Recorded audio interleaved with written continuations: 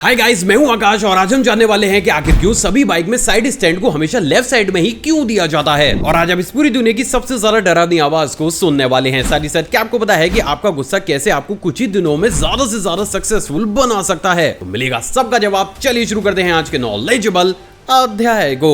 Fact number 15।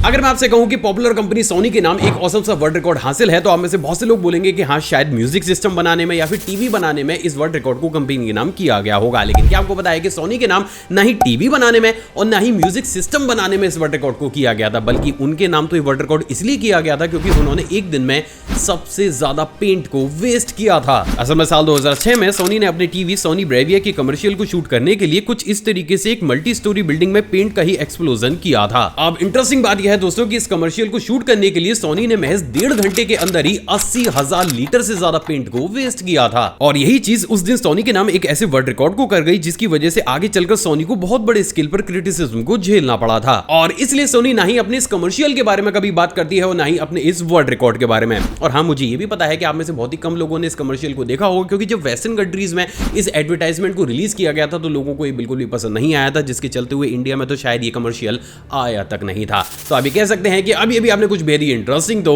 जरूर देखा है। Fact number 14।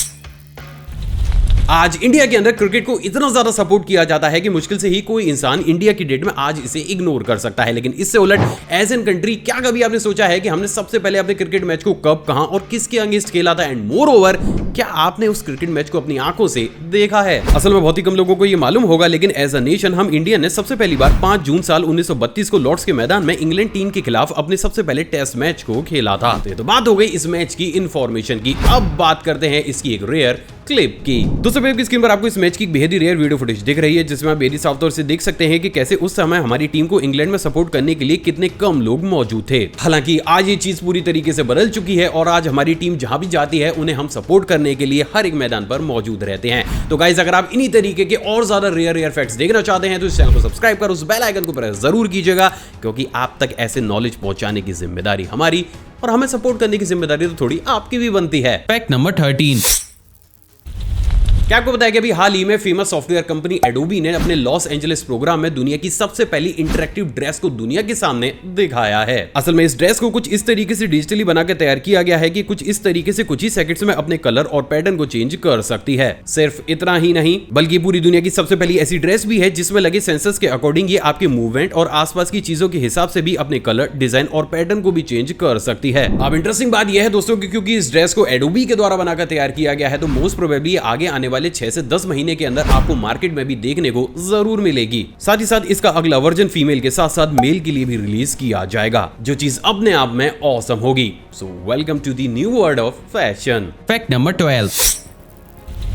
दोस्तों, अगर मैं आपसे कहूं कि आपको साबुन जैसी चीज पर ज्यादा से ज्यादा पैसे खर्च करने हैं तो आप में से बहुत से लोग 1000 रुपए या मैक्सिमम 2000 रुपए के साबुन को परचेज करेंगे, राइट? लेकिन वही बात अगर दुबई की जाए तो कहानी लाखों में पहुंचती है। असल में भी हाल ही में लेबनान की एक company Border Hassan and Sons ने ऑफिशियली स्टेटमेंट दिया है कि वो हर साल 10 लाख से भी ज्यादा सोप्स को सिर्फ और सिर्फ दुबई की शेखों के लिए ही बनाकर तैयार करते हैं। अब इंटरेस्टिंग बात यह है दोस्तों कि इस साबुन को द खान अल सेबून का नाम दिया गया है, जिसके अंदर नेचुरल क्रीम, दूध और यहाँ तक कि सिल्वर और गोल्ड के पाउडर को भी मिलाया जाता है। और इसलिए इस साबुन की ही कीमत इंडियन करेंसी के हिसाब से लगभग 2.5 लाख रुपए के आसपास बैठती है। यानी कि इन शॉर्ट, इंडिया में जितने पैसों में आप एक अच्छी खासी बाइक को खरीदकर उसमें 6 महीने तक पेट्रोल डलवाकर मस्त गेड़ियां मार सकते हैं, उतने में तो दुबई के शेख सिर्फ 10 से 15 दिन तक नहाते ही हैं। Fact number 11।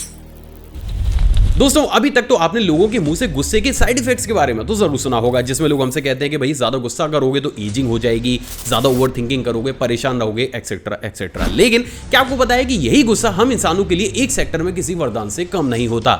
लेकिन उसके बारे में कोई बात ही नहीं करता है। तो डोंट वरी, आज मैं आपको आपके ही गुस्से की एक ऐसी चमत्कारी चीज बताऊंगा जिसे जानने के बाद आपकी लाइफ एक ही झटके में पलट जाएगी। असल में पूरी दुनिया के डॉक्टर्स, फिर वो चाहे किसी भी कंट्री से बिलोंग करते हो, वे इस बात को मानते हैं कि जब भी हम ज्यादा गुस्सा करते हैं तो हमारे ब्रेन में एड्रेनलिन हार्मोन रिलीज होता है, जो कि शॉर्ट टर्म में हमें काफी ज्यादा एनर्जेटिक बना देता है। और इसलिए गुस्सा करते समय अक्सर हमें पसीना भी आ जाता है या फिर हम काफी ज्यादा सरकास्टिक हो जाते हैं। लेकिन जैसे ही हम शॉर्ट टर्म एनर्जेटिक होते हैं, उसी समय हमारी फ्लेक्सिबल थिंकिंग भी खुल जाती है, जिससे हमें बहुत छोटे टाइम पीरियड के लिए बहुत से यूनिक और क्रिएटिव आइडियाज आते हैं। यानी कि साधारण शब्दों में, जब भी आप गुस्से में रहते हैं तो आप ऐसे यूनिक आइडियाज को सोच सकते हैं जो कि आप नॉर्मल स्टेट में रहकर कभी भी नहीं सोच सकते, और यही गुस्से का एक बेहद ही ऑसम सा फायदा है। लेकिन हाँ, इसका मतलब ये भी नहीं है कि आपको 24 घंटे सिर्फ गुस्से में ही रहना है। कहने का मतलब सिर्फ इतना सा है कि जब भी आप तेज गुस्से में हो तो बजाय किसी दूसरे इंसान से बदतमीजी करने के आप उस एनर्जी को यूनिक और क्रिएटिव आइडियाज को बिल्ड करने में लगा सकते हैं। और आप ये पाएंगे कि महज एक ही महीने के बाद ना सिर्फ आप काफी ज्यादा क्रिएटिव हो चुके होंगे, बल्कि आप बड़ी से बड़ी प्रॉब्लम को भी एक ही चुटकी में सॉल्व करने के लायक बन चुके होंगे। सो आई होप आज आपने एक बेहद ही इंटरेस्टिंग चीज को तो जरूर जाना होगा, जो आई विश के आगे आने वाले समय में आपकी लाइफ को अच्छा बनाएगी। Fact number 10।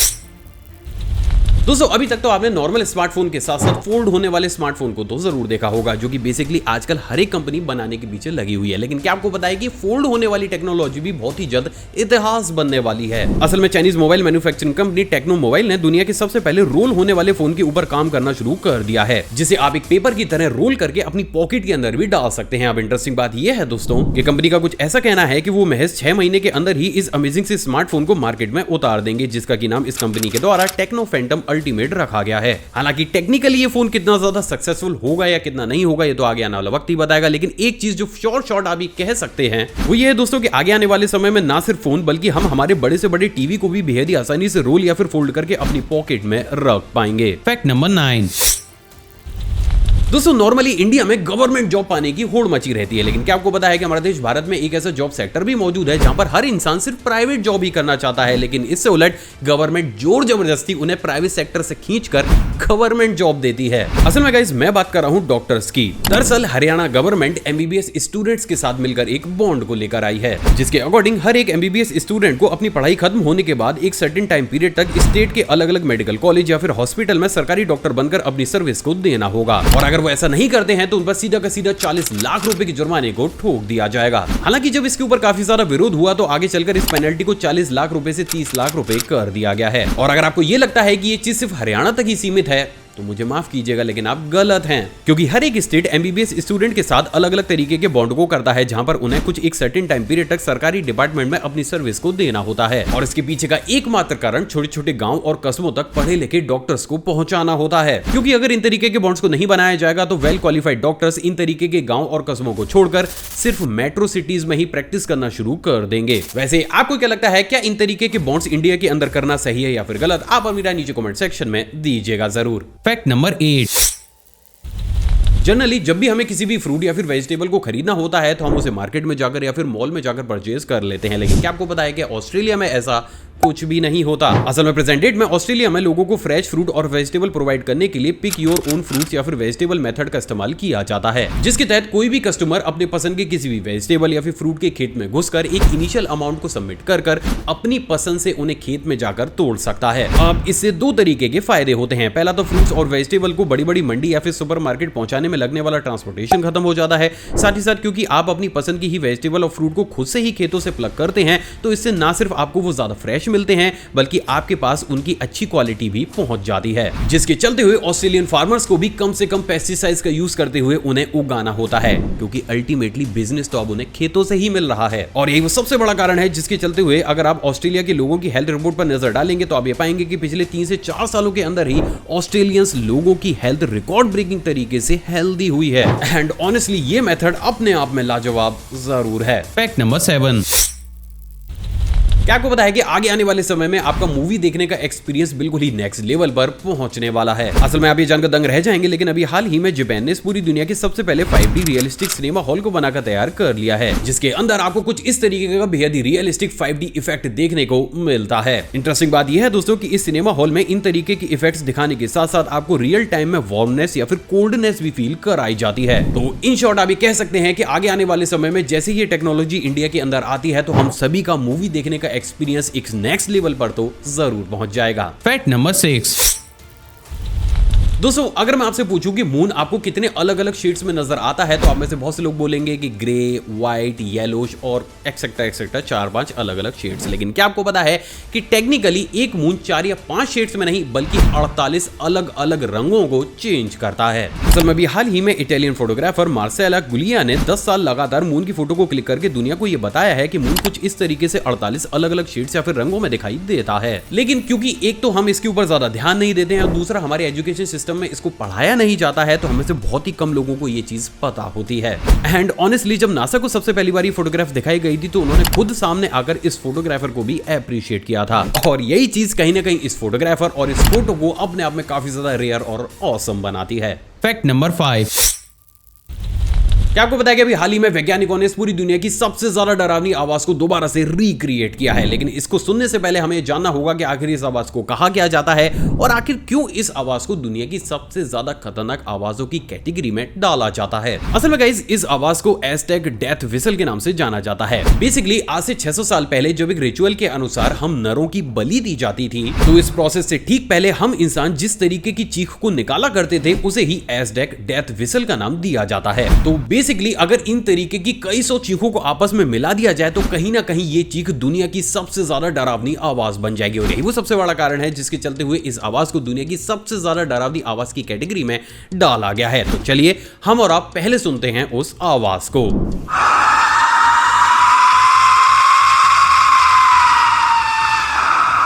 अब गाइज अगर मैं अपनी ओपिनियन दूं तो इस आवाज की अगर बैक स्टोरी को हटा दिया जाए तो ये आवाज मुझे तो इतनी ज्यादा स्कैरी नहीं लगी, लेकिन हाँ अगर इसकी बैक स्टोरी के साथ इसको सुना जाए तो आप भी कह सकते हैं कि ये अपने आप में काफी ज्यादा स्कैरी है या अजीब है। वैसे आपको ये आवाज कैसी लगी आप अपनी राय नीचे कमेंट सेक्शन में दीजिएगा जरूर, क्योंकि मैं भी जानना चाहता हूँ कि टेक्निकली आपको ये आवाज लगी कैसी। Fact number 4।